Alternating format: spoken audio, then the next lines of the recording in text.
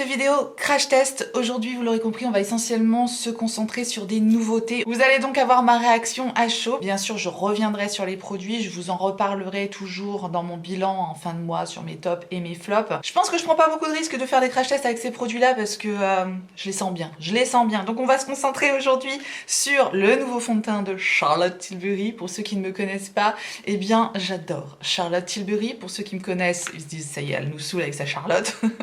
C'est le nouveau fond de teint, donc le Beautiful Skin de Charlotte Tilbury. On va tester ça, on va crash tester ça ensemble.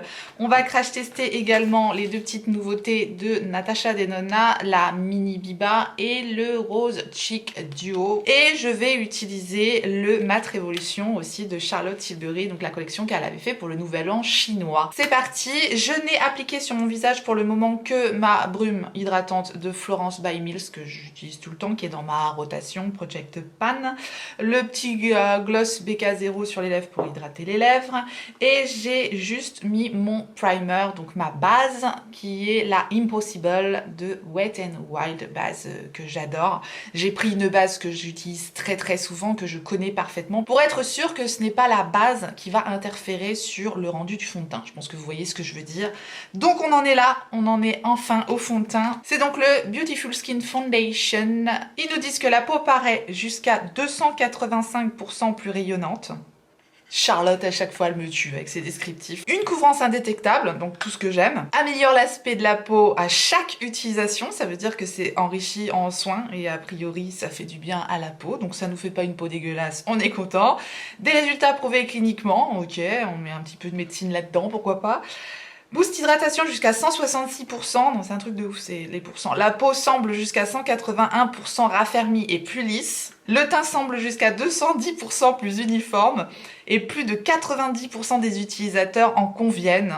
Il atténue les pores, il atténue la pigmentation et les cernes. J'en ai bien besoin. Et la peau semble instantanément illuminée. Non mais le truc de dingue quoi, le truc de dingue. Charlotte darling, qu'est-ce que tu nous as sorti là? Franchement, quand on met ça sur le packaging, on a intérêt à envoyer du lourd derrière. Je sais pas ce que vous en pensez, mais quand on nous promet des trucs comme ça, là je mets la barre très haute. Même si j'adore Charlotte Tilbury, franchement, toujours magique les produits de Charlotte de toute façon. Bon bref, déjà on commence par un très bon point, le packaging, j'adore. Flacon pompe comme ça, c'est l'idéal. Vraiment, je trouve que c'est parfait. C'est ce que je préfère. Je l'ai ici en teinte 4. Donc, je vais appliquer une partie au pinceau et une partie à l'éponge, comme je le fais toujours. Je vais secouer quand même le produit, parce que je ne sais pas s'il est très liquide ou pas, mais je préfère secouer parce que parfois on a des surprises quand les produits sont neufs. S'ils sont déphasés un petit peu, ça peut être un peu la cata. Je monte ma peau avant d'appliquer le fond de teint d'un peu plus près, parce que si vous restez à 150 km, vous n'allez pas voir le résultat avant-après.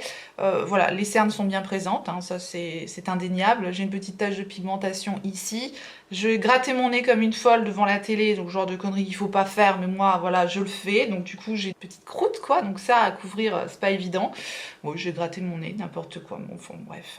Faut pas chercher. Bon, ma peau est pas mal, hein. En ce moment j'ai une nouvelle routine de nuit, je trouve que ça a vachement bien lissé mon grain de peau. Bref voilà, ma peau avant. Mon type de peau c'est une peau légèrement mixte, c'est-à-dire à tendance grasse au niveau de la zone T. Voilà, j'ai légèrement les pores apparents ici également. Ça peut vous donner une indication si jamais vous avez le même type de peau que moi. Je vais aussi prendre un pinceau que je connais bien pour être sûr que c'est pas le pinceau qui fausse le résultat. Je vais prendre le pinceau 103 de Zoeva. Je vais commencer au pinceau de ce côté-ci.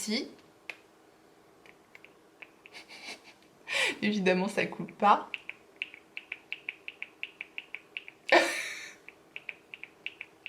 Je couperai au montage. Hein.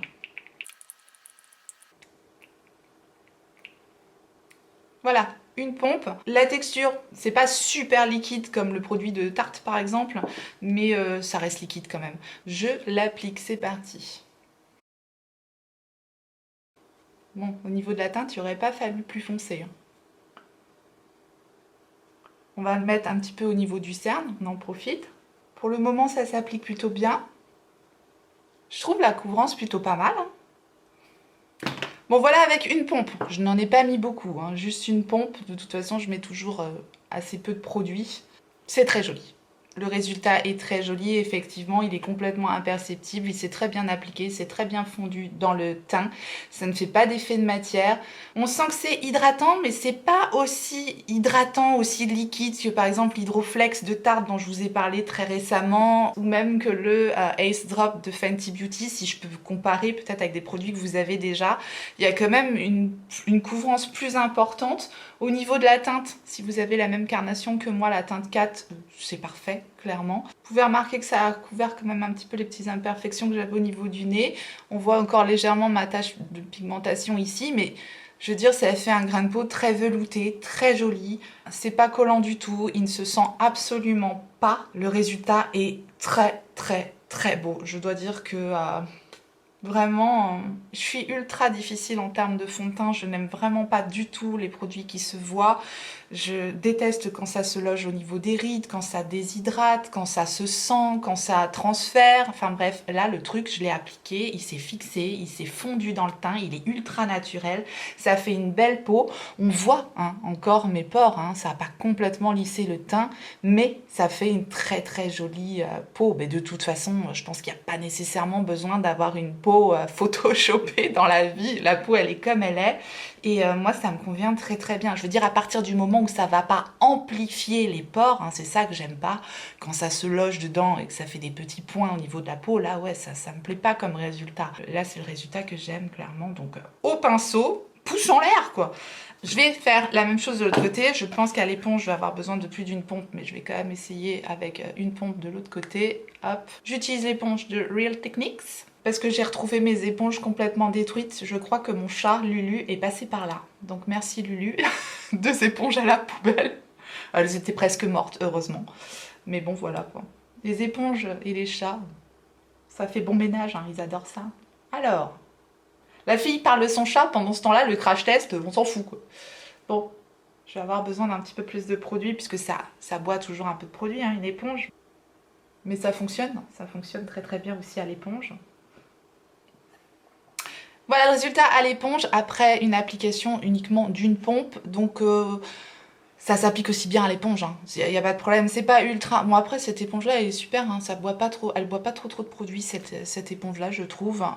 Le résultat est super beau, ça s'applique en 2-2, c'est vraiment imperceptible, enfin j'adore. Les deux côtés sont très jolis, donc que vous aimiez appliquer votre produit à l'éponge ou au pinceau, les deux fonctionnent. Maintenant quand c'est liquide comme ça, moi je préfère toujours le pinceau parce que ça va moins boire de produits, mais le résultat est tout aussi joli d'un côté que de l'autre, donc crash test complètement validé, c'est vraiment un super joli produit. C'est pas du tout un fond de teint ultra lumineux, c'est vraiment un fond de teint ultra naturel, j'ai vraiment l'impression d'avoir ma peau juste en plus beau, donc c'est tout ce qu'on aime. Si vous cherchez une couvrance très importante, clairement ce sera pas un produit pour vous. Vu la texture du produit, c'est pas trop riche, voilà, c'est pas gras. Je pense que c'est un produit qui peut correspondre à pas mal de types de peau. J'aurais tendance à déconseiller l'hydromaniaque par exemple de Urban Decay aux peaux grasses, tandis que ce produit-là, je pense que ça peut fonctionner aussi sur des peaux grasses. Si vous avez la peau grasse, que vous avez testé le produit, n'hésitez pas à le partager en commentaire, ça peut aider. Moi je ne le teste que sur ma peau évidemment. Donc bon, crash test réussi pour le produit de Charlotte Tilbury, encore une fois, elle m'a fait un truc...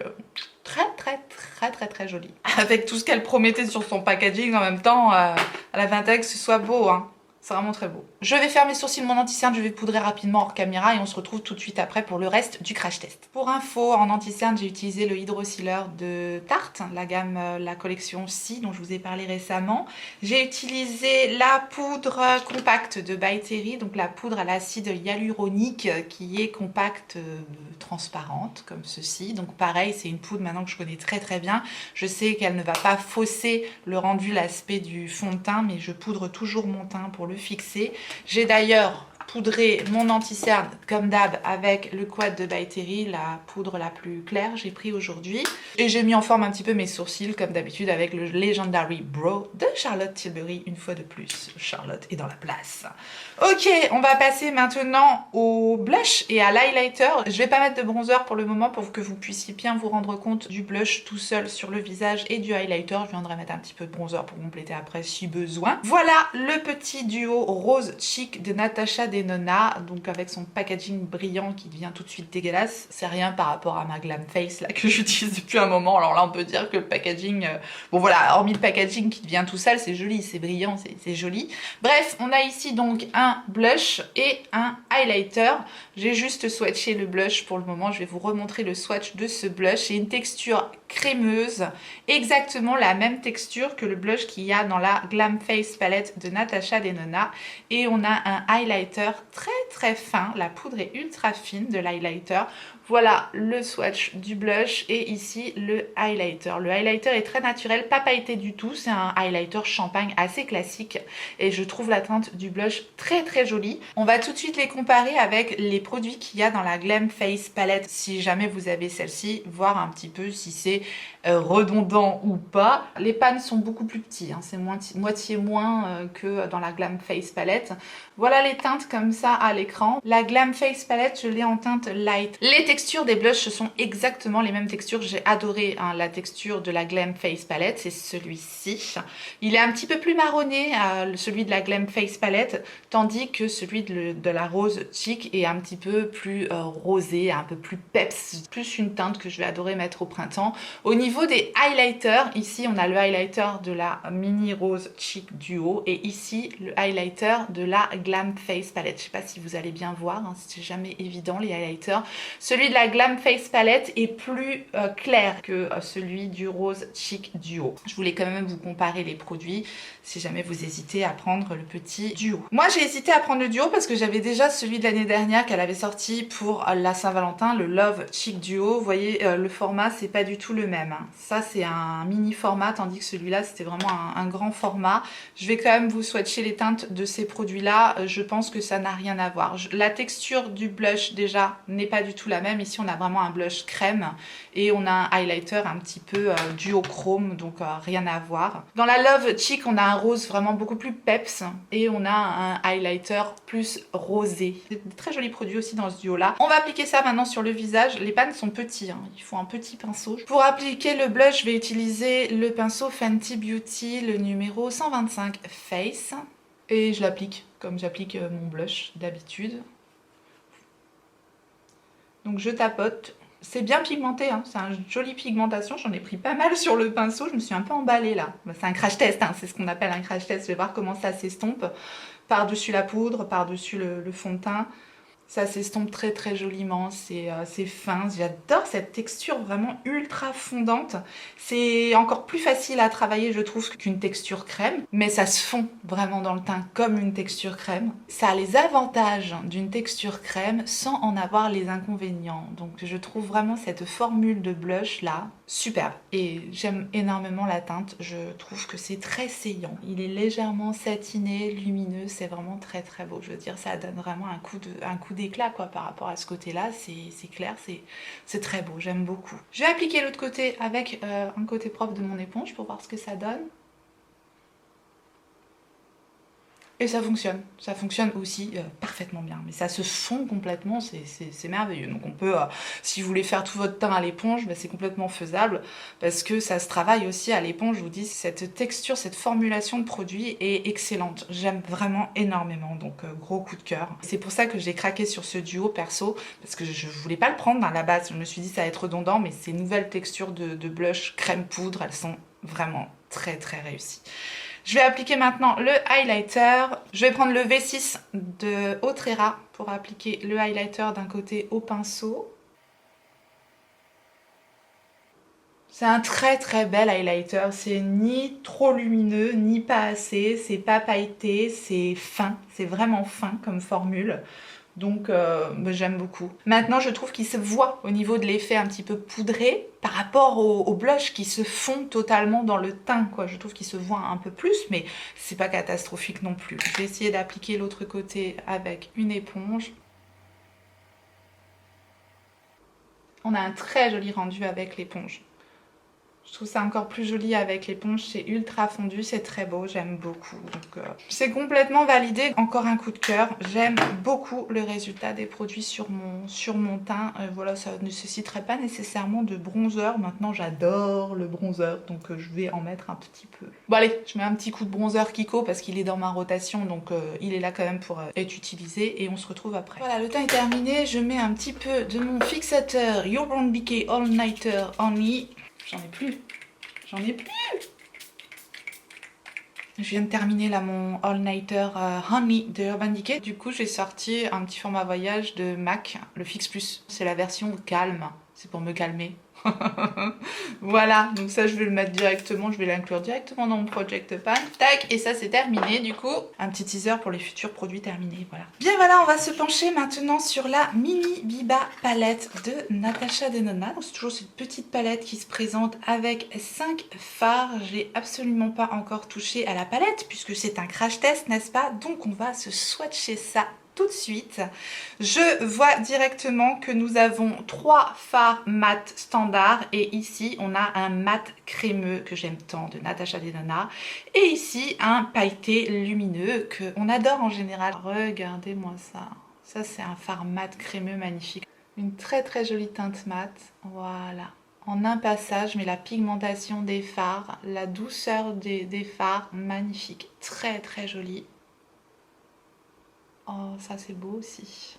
Très très joli. Ultra crémeux, très très beau. Magnifique. Ouais, bah, les fards crémeux, métalliques, pailletés, lumineux, comme on aime hein, chez Natasha Denona. Voilà les 5 teintes de la Mini Biba de Natasha Denona. Une très très jolie harmonie. Moi j'aime beaucoup hein, ce genre de teinte-ci. Voilà la comparaison avec la Glam Face Palette. Si jamais vous vouliez voir un petit peu la comparaison des teintes.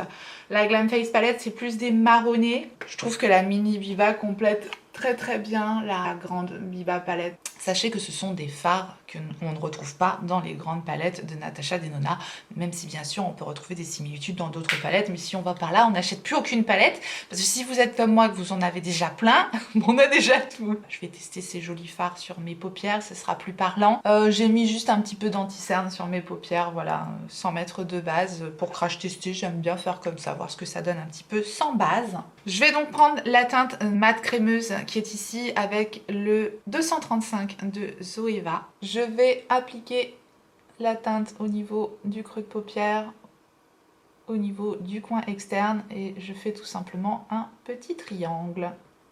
Et j'estompe ensuite. Avec cette forme de pinceau, on peut vraiment appliquer la matière, on tourne le pinceau et on peut estomper ensuite. Donc c'est ultra pratique comme pinceau, j'aime beaucoup. Les mat crémeux de Natasha Denona, ben on retrouve un petit peu la même formule que ces blushs finalement, là, magnifique.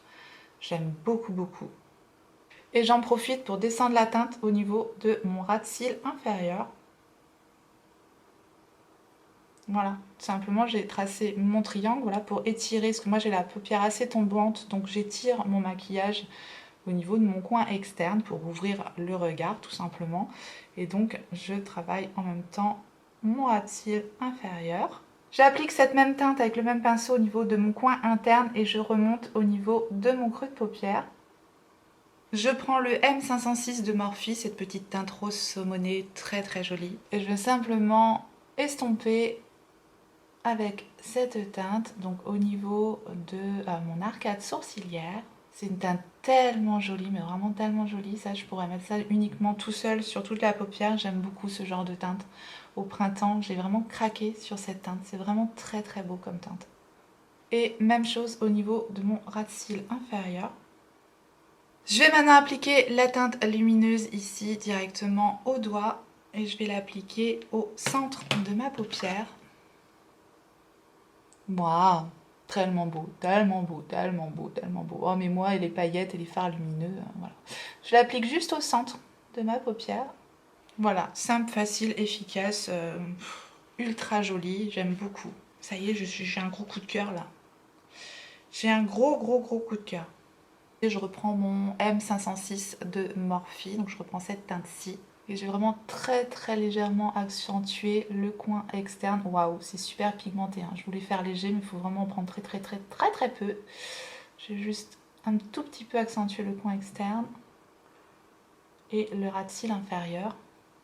Pour le ras de cils inférieur, je prends le 226 de Zoeva et je mets juste au niveau du coin externe. Je souligne le coin externe au niveau du ras de cils supérieur et du ras de cils inférieur. Et j'estompe avec mon 506 de Morphe. Voilà pour le travail des fards, gros coup de cœur. L'harmonie des teintes est parfaite, je trouve le résultat très joli. Je suis très contente qu'il y ait un de ces fards texture mat crémeuse magnifique. La couleur est très belle, je suis fan, vraiment je suis archi fan de cette palette. Donc, encore un gros coup de cœur. Écoutez, ce crash test...